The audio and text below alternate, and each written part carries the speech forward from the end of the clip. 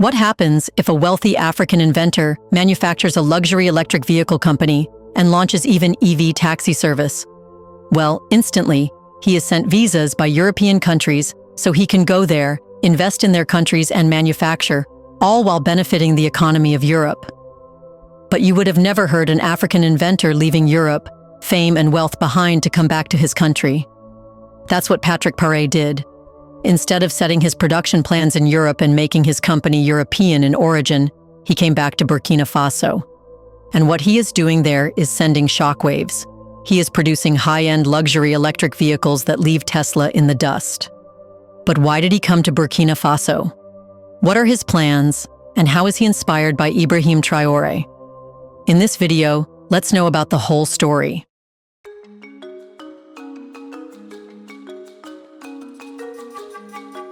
Patrick Traore had every opportunity to stay in Europe.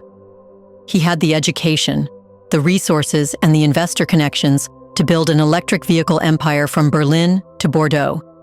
He could have registered his company in the EU, printed "Made in Europe" on every shiny hood, and collected international praise as yet another African brain claimed by the West. In fact, the minute he unveiled his high-end EV designs, European countries began offering him visas and grants. They saw his vision as their next asset. But Patrick did something unthinkable. Patrice walked away from Europe, not because he had to, but because he wanted to prove something deeper. That African brilliance doesn't need validation from abroad. That progress doesn't have to be outsourced. That a continent often framed in need can be the source of global innovation. So he came back to Burkina Faso, not just to live, but to build. And what he is building is already shaking expectations to their core. As the founder of Let's Go, Burkina Faso's first electric vehicle taxi service and co-creator of the country's first EV manufacturing company, Traore is doing more than putting cars on the road. He is putting belief back into the Burkinabe hands.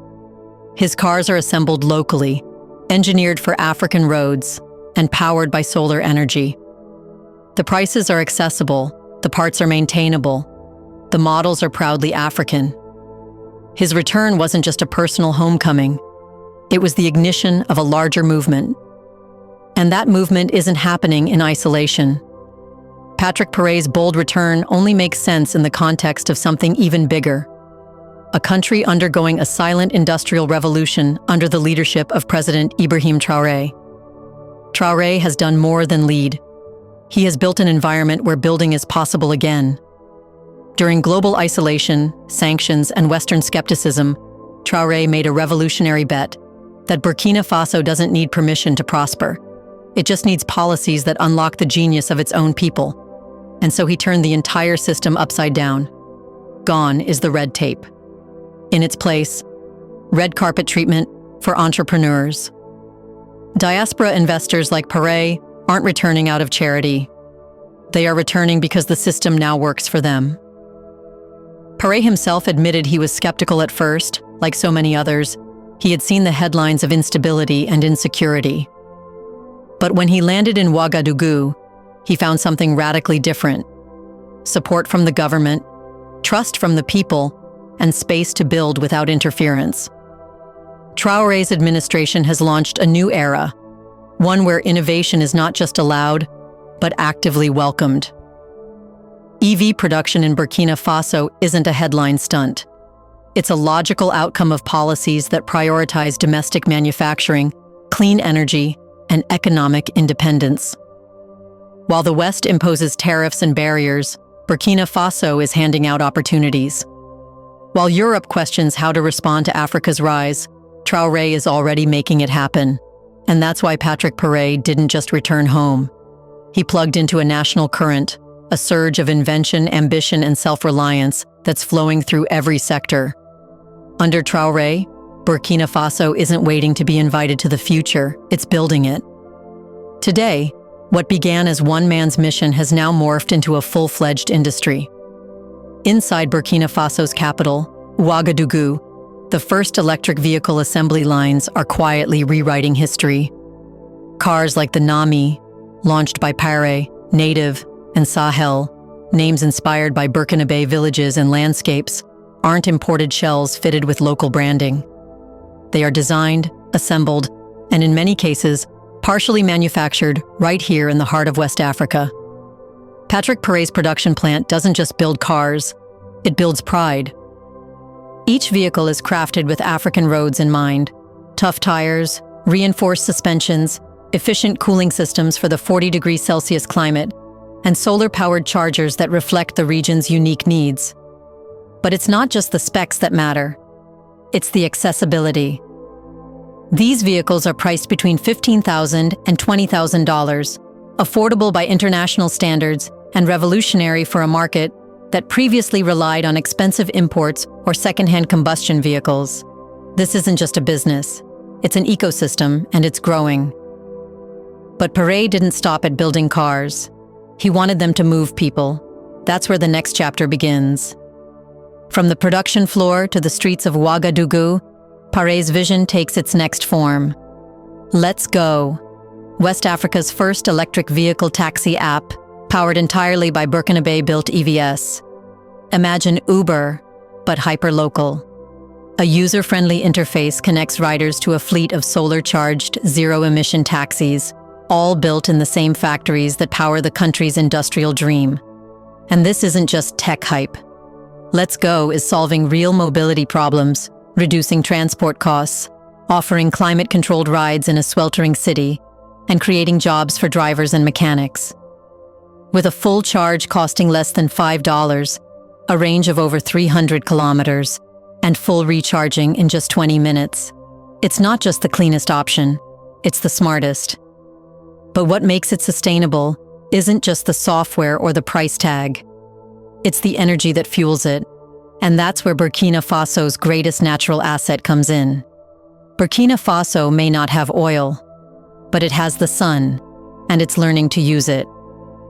Under President Traore's leadership, solar isn't just an energy source, it's a philosophy of independence. The EVs that glide through Ouagadougou's streets charge not from unreliable grids or imported fossil fuels, but from solar panel fields built and operated inside the country. Even the EV factories are powered with renewable energy, thanks to solar infrastructure developed alongside local tech startups. Charging stations dot the city, many built on rooftops, mall parking lots, or community hubs. And the vehicles themselves are optimized for solar-powered top-ups. In a country where the sun shines more than 300 days a year, this is not just smart, it's revolutionary. It proves that with the right leadership, even nations written off as undeveloped can become technological sovereigns. And this mindset is about more than mobility. It's about building the future inside Africa, not waiting for the West to deliver it. Before we continue further, tell us, are you enjoying the video?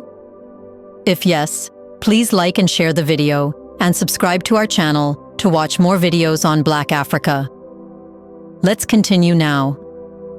The new philosophy is what inspired Traore's boldest economic policy. No more dependence. No more waiting for spare parts from France. No more importing solutions. Under a newly signed national mandate, Burkina Faso now prioritizes local manufacturing. If it can be built at home, it must be. From solar panels to car interiors, to water pipes and even EV tires, Traore's government has created incentives, subsidies, and tax waivers for companies that produce within the country. Foreign imports? Heavily restricted. Overseas assembly? Rejected. This is about creating value where it matters most, at home. Pare's EV business didn't just survive in this new environment, it thrived. Why? Because Traore's policies make it cheaper to build in Burkina Faso than to import from Europe. The government has cut duties, fast-tracked permits, and even offered startup capital for local manufacturers who commit to hiring Burkina Faso workers. This is more than an industrial revolution. It's a political declaration. And it's working. Today, investors like Patrick Pare aren't just returning, they are encouraging others to follow. Why? Because they see something rare in West Africa. A government that doesn't just allow innovation, it protects it. Entrepreneurs get fast-track licenses, Land access is simplified. Government agencies cooperate instead of obstructing. And perhaps most importantly, the people themselves are ready. Support for local businesses is not just emotional, it's practical. Burkinabe consumers are embracing local products like never before. This is why Traore feels safer building in Burkina Faso than doing business in parts of Europe. But what are the details of the EVs he is manufacturing? Well, if you thought Burkina Faso's electric vehicle wave was symbolic, meant only to make a political statement or please the media, think again. What's happening inside Ouagadougou's growing EV manufacturing zone is not just real, it's technically impressive. The showroom floor offers 5 fully developed models, from compact city rides to hybrid SUVs, luxury sedans to rugged pickups. This NAMI model is fully electric, with a top range of 330 kilometers, fast charging in just 20 minutes, and a price point around $15,000, far below global averages. Then there's the hybrid version, built for intercity travel, combining electric drive in cities with fuel support for long distances, consuming only 4 liters per 100 kilometers. These cars aren't importing European engineering blueprints. They are designed from scratch to suit the needs of West African terrain, weather, and wallet. And here's the kicker. Charging costs as little as $5. In a country with a 24/7 power supply and expanding solar stations, this means that mobility is not only clean and quiet, it's affordable. Vehicles come with in-home chargers, and a growing number of solar charging hubs are springing up in neighborhoods and government institutions alike. All this in a nation that not long ago was dependent on foreign fuel imports and donor-backed infrastructure. But the revolution isn't staying within Burkina Faso's borders, and that's where this story gets even bigger. The idea of African-designed, African-built, and African-exported electric vehicles may have sounded like science fiction just a few years ago. Today, it's a reality in motion. Traore's EVs are already catching attention from beyond the Burkinabe market. Investors and private buyers from Ivory Coast, Mali, Togo, and even Morocco have begun placing inquiries, and in some cases, orders, for both personal use vehicles and commercial fleets. Why? Because they have seen something the West never expected. Proof. Proof that Africa can build high-performance electric vehicles. Proof that those vehicles can be serviced, charged, and scaled using local materials. And proof that pricing doesn't have to break a nation's treasury. The availability of spare parts, the local warranty programs, and rapid delivery timelines are winning trust far beyond Burkina Faso's borders. And let's not forget, Burkina Faso's EV industry isn't just building cars. It's exporting a framework, a model of local production powered by solar energy, African talent, and visionary leadership. Countries across the continent are watching closely. Some are sending delegations to tour the factories. Others are already in talks about replicating the model with Burkina Faso's guidance. But none of this would be possible without the convergence of 2 individuals, one on the assembly line and one in the presidential palace. Together, they aren't just changing Burkina Faso. They are rewriting Africa's global role. It's easy to look at EVs and see technology. But what's happening between Ibrahim Traore and Patrick Traore isn't just innovation, it's liberation. Traore didn't return to Burkina Faso for nostalgia. He came back to build what he couldn't build in Europe, a future free from colonial hangovers, bureaucratic gatekeepers, and economic gatekeepers. Traore didn't just open the door, he took the hinges off. He created an ecosystem where Traore's dream could live and expand without apology. This is more than policy. It's psychological warfare against a global system that for centuries told Africans they had to wait for help, wait for aid, wait for permission. But Burkina Faso didn't wait. It built. And now, it's challenging every Western narrative about what African nations can produce, what African citizens can afford, and what African entrepreneurs can accomplish. Traore's leadership, with its anti-imperialist backbone, isn't just military or ideological. It's economic, industrial, and deeply practical. He said the future would be sovereign, and then he helped fund factories, cut bureaucratic red tape, and prioritize local energy over imported fuel. Traore's success is proof that Traore's vision is not just philosophical, it's functional. And together, these two men are offering a blueprint for Africa's rise. Not by mimicking the West, not by begging for inclusion, but by building the kind of future that forces the world to turn and ask, how did they do it without us?